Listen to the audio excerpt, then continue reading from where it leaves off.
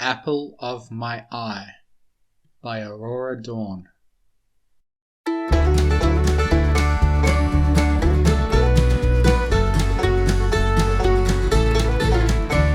Applejack awoke before the first rays of sun had a chance to cross into her room. Her eyes snapped open out of a habit born from decades of waking at sunrise, and she smiled, groaning while stretching all her limbs out to wear off the stiffness of her sleep. She flipped her covers off and rolled out of her bed, landing on all four hooves. It had been a delightful sleep, and the morning appeared to be just as grand. Outside her cracked window, she could hear birds starting to chirp as they too awoke, and in the absence of any sound of rain grew Applejack's already blossoming smile. She walked quietly over to a dresser near the window, grabbed a brush and pulled it rhythmically through her mane while she listened to the soothing hiss of a gentle breeze passing through the apple tree leaves. She stayed there for a moment longer than she needed to, relishing the private symphony of a morning where she was the only pony awake. She shook her head while glancing in the mirror and posed elegantly with her mane loose and hanging over her shoulders. The thought of Rarity and how she had always tried to convince her to leave her mane down made her chuckle. She bundled her mane together with a tie, then turned around to her bed. It was pristine, as if it had never been slept in, and she dropped her head and sighed. She turned her back to the bed and picked her head up, putting her smile back on. It was nice, wasn't it, to not have to worry about that? Nothing wrong with convenience, she thought to herself, and she pressed open her door to face the day. She entertained thoughts of a simple breakfast as she walked down the stairs, taking care not to let her hooves clomp too loudly on the hardwood, lest she wake her siblings.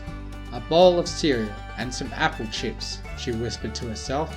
"I reckon that'll be a mighty fine start to my day."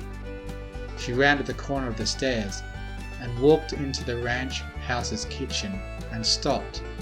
Laid out on the table was a huge assortment of food.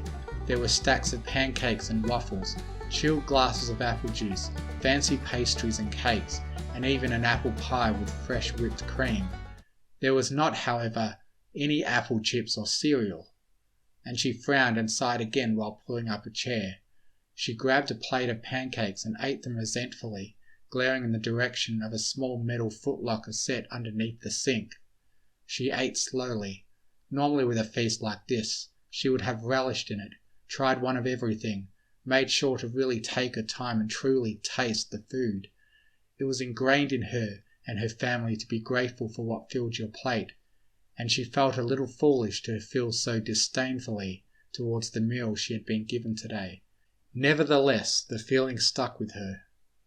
She finished and set her fork down quietly, hoping to avoid seeing the source of her consternation. Unfortunately, the sensors were exquisitely fine-tuned, and the metal footlocker popped open with a friendly ping that made Applejack's eyes roll. Out of it zipped a circular little thing about the size of a frisbee that spun lazily in the air with blinking lights. It hovered over to Applejack's spot. Above her plate, and out of two compartments extended spindly metal arms that grabbed the dishes. Applejack stared as the dishes were lifted away, and another arm, this one armed with a brush, extended from the robot and swept up the couple crumbs she hadn't managed to get on the plate. The robot tilted and chirped in recognition of the pony next to it and then bobbed away to the sink, where it turned on the water and the brush arm folded and reconfigured to a sponge. Applejack started again. She pushed away from the table and dropped to the floor and stomped out of the house, no longer concerned about the noise she was making. Apple Bloom and Big Mac did not need to wake up anytime soon, so they could sleep in if she had woken them. "None of us need to wake up at all," Applejack muttered on her way to the barn. There was a commotion of fluttering and a bird call above her as she glanced up to see a family of swallows fleeing another one of the robots, which was scanning apples with a sharp blue light. There was a beep from the machine as it finished checking every apple, a quick movement while it hung noiselessly in the air, and then another beep before it moved off to the next tree. It wasn't until Applejack had placed a hoof on the barn door ready to open it that she realized she didn't need to be here. She growled under her breath as she opened the barn anyways, hoping to find maybe some sort of comfort in the scent of hay and dust. The barn itself was filled with baskets upon baskets of pristine apples, all labelled and ready for shipping to various towns and markets. She walked up to one of them and checked the dirty notepad attached to it, and grunted in disgust as she saw she didn't even need to fill out the manifest. A thought occurred to her, and it caught her by surprise. She looked up at the hay loft above her, quickly recognising the bundle of cables that ran up to the gable, and she frowned momentarily. Apple Bloom would probably be upset, but Big Mac wouldn't mind.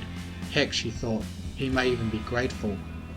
There was a chirp, and Applejack glanced behind her to see another one of the flying discs, dancing back and forth, almost foolishly behind her. She looked down to see she was standing in front of one of the metal footlockers.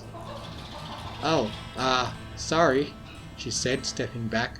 The robot chirped and tilted in thanks, and zipped down into its housing. She shook her head. Why was she apologising to these things? She looked up at the hay loft again, and her eyes narrowed. She had made a decision. She crossed the barn and started climbing up the old ladder, paying no attention to how it shook and creaked under her weight. The recognition that she had gained a not insignificant amount of weight over the past month came to her, but she trusted the hoof-made construction. Besides, once she was done, she would lose the weight almost as quickly as it had come. She made it to the top and looked around, having not been up here since the sales pony had installed the little robots. All her friends had ragged on her that she hadn't gotten them yet, and about how helpful and useful they were. "You can't live without them," they intoned, shocked whenever they visited her and found they had to do everything for themselves again. Well, no more of that, Applejack thought. She looked at the old lumber about her and managed to hold back yet another sigh. The bales of hay were neatly wrapped and packed, and the floor had been pristinely cleaned. Even one of the old nails that had never stayed down when hammered back had somehow been put into place. Safe, sure, but soulless.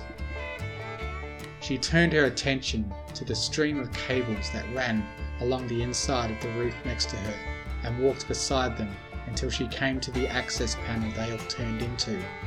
She stood up on two hind legs and placed her hoof on the latch, when a beep, almost angry sounding, went off behind her.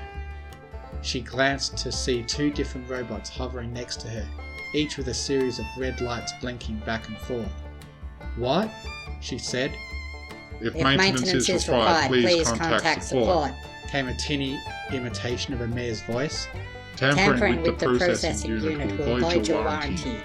Applejack made a noise that was somewhere between a scoff and a laugh, and she pulled the latch and came down with the panel. She tossed it absent-mindedly behind her, hearing it clatter on the dirt below. She wasn't after the processing unit anyways. Within the metal enclosure she had opened was a mess of computer parts and wires that she could make no sense of. She looked around carefully, following each of the wires as they moved from fan to motherboard, power supply to processor, processor to module, and finally found what she hoped was the broadcast component. She opened a panel next to the first on the side of the communication system, marked with a radiating wave came out of. There was a large plastic rod sticking out of it, and the lights flashing at the base of it raced. The tip of the rod was rubber, and it stuck out through a tiny access hole in the roof to the outside. Applejack smiled deviously as she reached her hoof in, only to hear yet another beep behind her. No, it wasn't a beep, it was an alarm, almost a screech.